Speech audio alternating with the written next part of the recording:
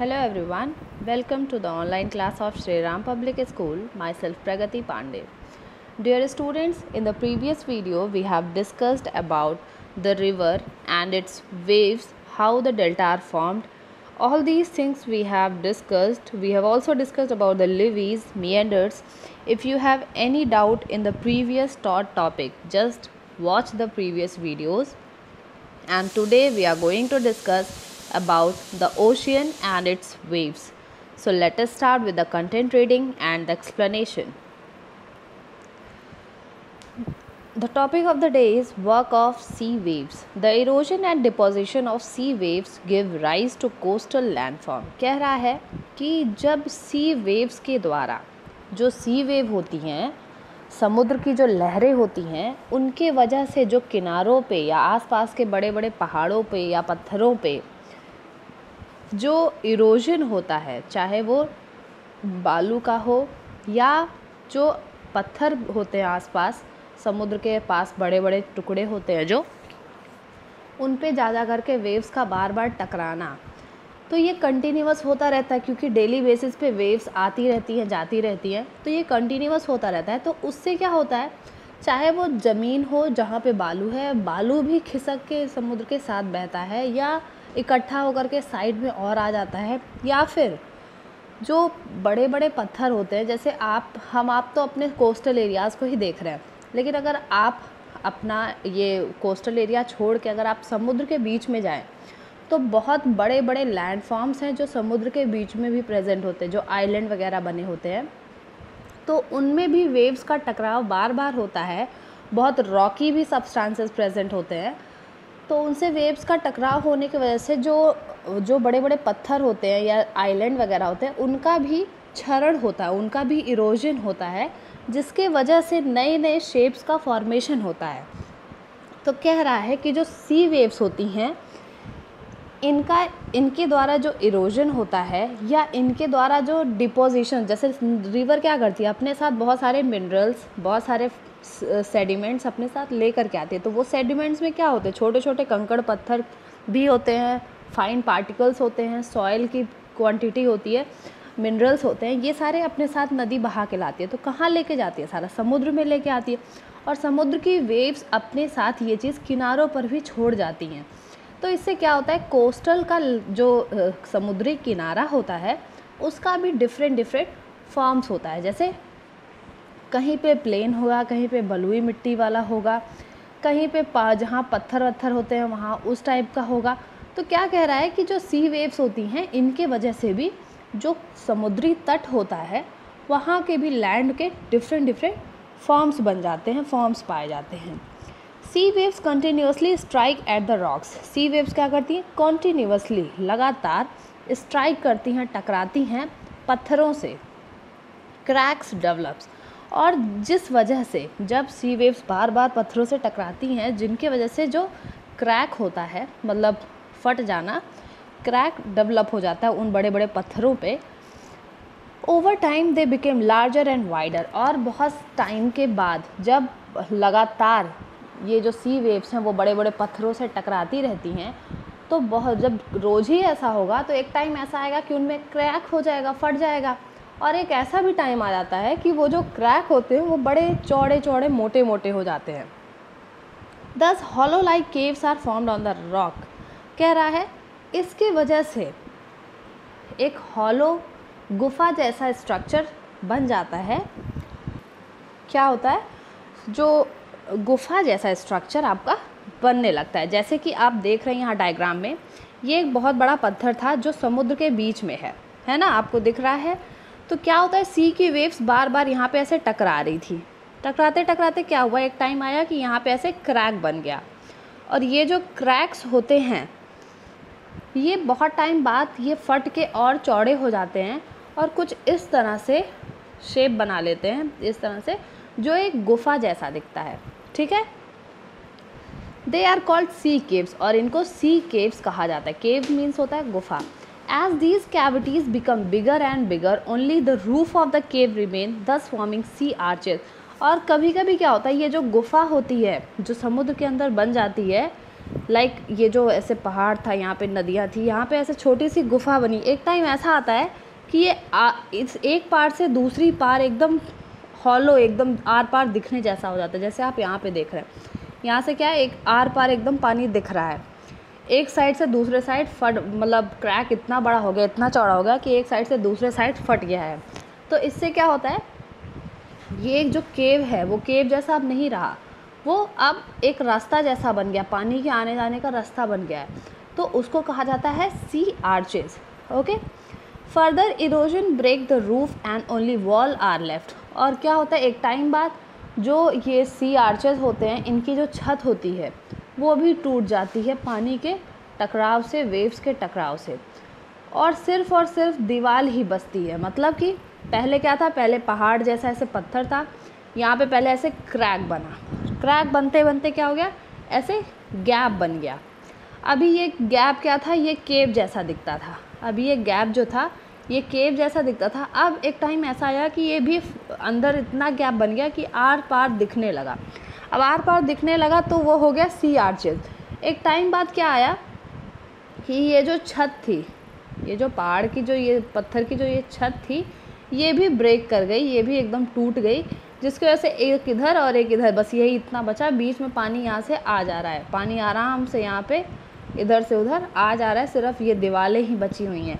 तो इनको कहा जाता है स्टैक्स। ये क्या है, स्टैक, जिसमें सिर्फ और सिर्फ दीवार बची हुई है, पानी आर पार आ जा रहा है, ऊपर की छत जो है वो भी टकरा करके टूट गई है। ठीक है, उसका भी इरोजन हो गया है।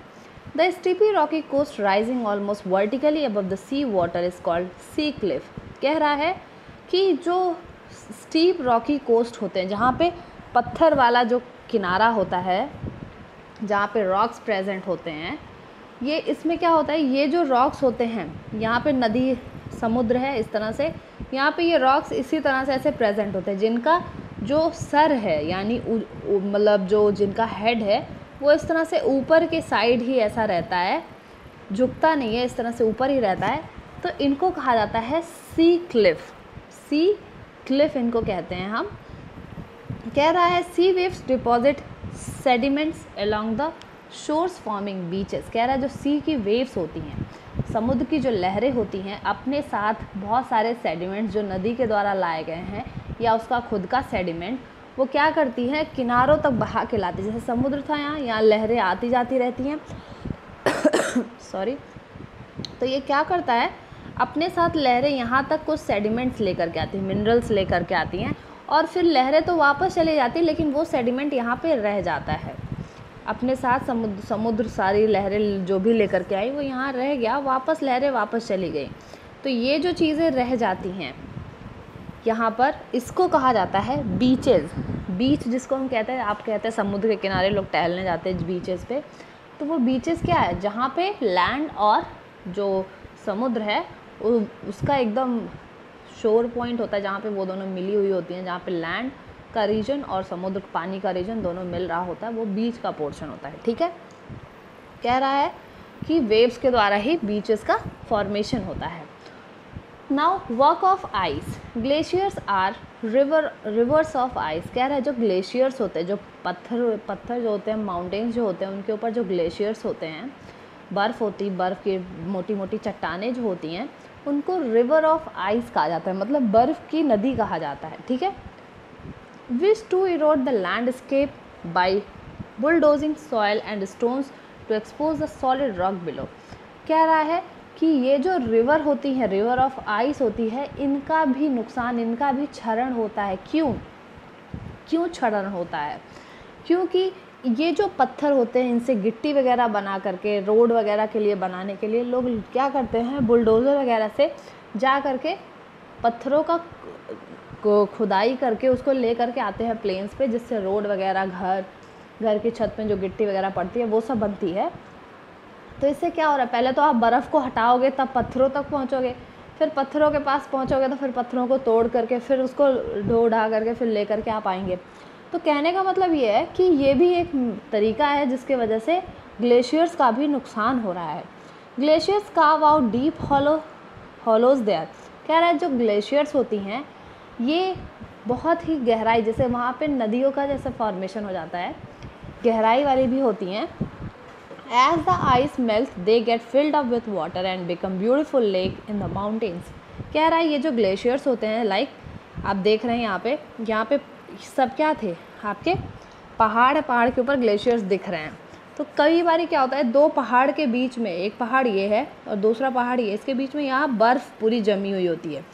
एक टाइम ऐसा आता है कि जब टेम्परेचर थोड़ा राइज़ करता है तो ये बर्फ़ पिघल करके यहाँ नदी जैसी दिखने लगती है, पिघल जाती है बर्फ़, तो पूरा पानी पानी हो जाता है और यहाँ पे नदी जैसा दिखने लगता है, जो बहुत ही सुंदर दिखता है। ठीक है, ब्यूटीफुल लेक दिखती है।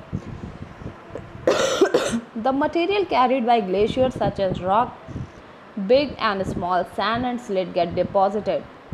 These deposits from glacial moraines. कह रहा है कि क्या होती है ये माउंटेन्स जो होते हैं, लाइक आप देख रहे हैं ये एक माउंटेन है, यहाँ माउंटेन है, और जो आइस है वो इसके ऊपर इस तरह से आइस यहाँ पे प्रेजेंट थी, यहाँ पे भी कुछ आइस प्रेजेंट थी। तो क्या हुआ, टेम्परेचर जब राइज़ किया तो ये जो आइस है वो यहाँ पर बह करके आकर के यहाँ पे इकट्ठा हो गई और पहाड़ों के बीच में यहाँ रिवर का या लेक का फॉर्मेशन होने लगा, लेक का फॉर्मेशन होने लगा। तो ये जो लेक है, अब क्या होता है, आपने देखा कि ये जो यहाँ पे बर्फ़ था ये सिर्फ पानी ही थोड़े बह के आता है, अपने साथ कंकड़ पत्थर छोटे छोटे सब लेकर के आता है।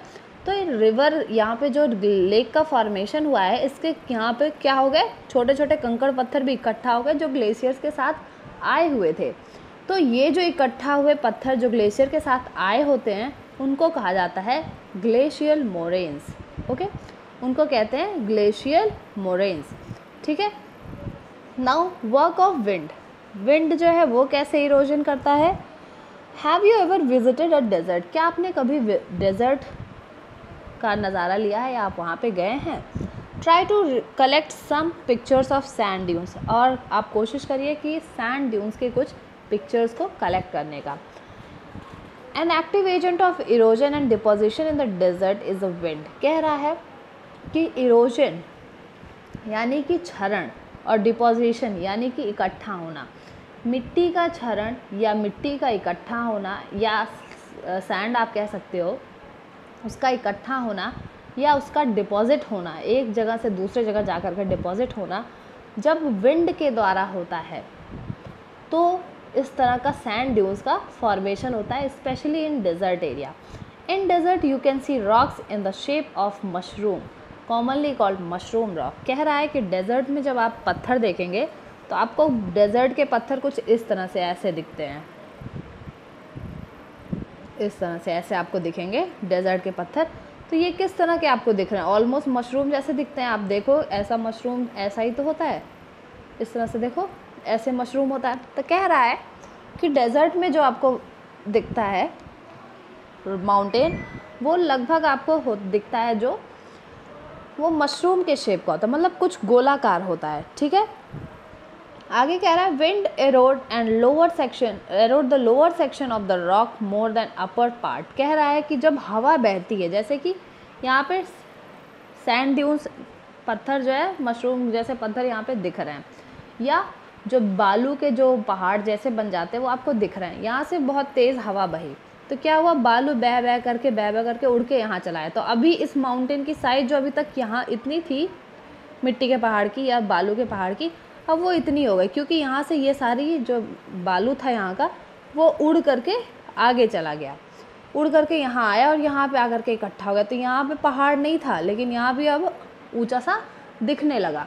तो ये क्या होता है, ये फॉल्स लैंड होता है, मतलब इरोजन होता है, एक जगह से उड़ करके दूसरे जगह पे जा करके ढलान वाली जगह पे इकट्ठा हो जाता है। तो ये क्या होता है, ये विंड के द्वारा इरोजन होता है। ठीक है, Therefore such rocks have narrow base and wider top। कह रहा है इस वजह से इनका जो बेस होता है वो पतला होता है और जो टॉप होता है वो ब्रॉड होता है। जैसे कि आप इस डायग्राम में देख रहे हैं कि ये जो है इसका देखिए टॉप कितना ज़्यादा ब्रॉड है, वहीं पे इसका बेस जो है वो नैरो है। ठीक है, आगे कह रहा है When the wind blows, जब हवा बहती है, it lifts and transports sand from one place to another। जब हवा बहती है तो वो अपने साथ जो सैंड है वो उड़ा करके ले जाती है एक जगह से और दूसरे जगह पे जा कर के इकट्ठा हो जाती है। तो पहले जगह से नुकसान हुआ और दूसरे जगह पे इकट्ठा हुआ, तो जहाँ से नुकसान हो रहा है वहाँ का शेप साइज तो बदलेगा ही बिल्कुल। When it stops blowing, जब हवा बहना बंद हो जाती है तो जो बालू होता है, वो सैंड जो होता है, वो fall and get deposited in the low hill. वो क्या होता है, फॉल हो जाता है मतलब गिर करके, और लोअर हिल जो होते हैं जहाँ पे हाइट कम होती है वहाँ पे गिर करके इकट्ठा हो जाते हैं और एक दूसरा पहाड़ जैसा स्ट्रक्चर दिखने लगता है। मतलब वहाँ अभी तक लोअर माउंटेन जैसा दिख रहा था, अभी वहाँ इकट्ठा होते होते बालू वो ऊंचा पहाड़ दिखने लगा, और जहाँ पे अच्छा खासा ऊंचा था बालू का पहाड़, अब वहाँ पे नीचा दिखने लगा।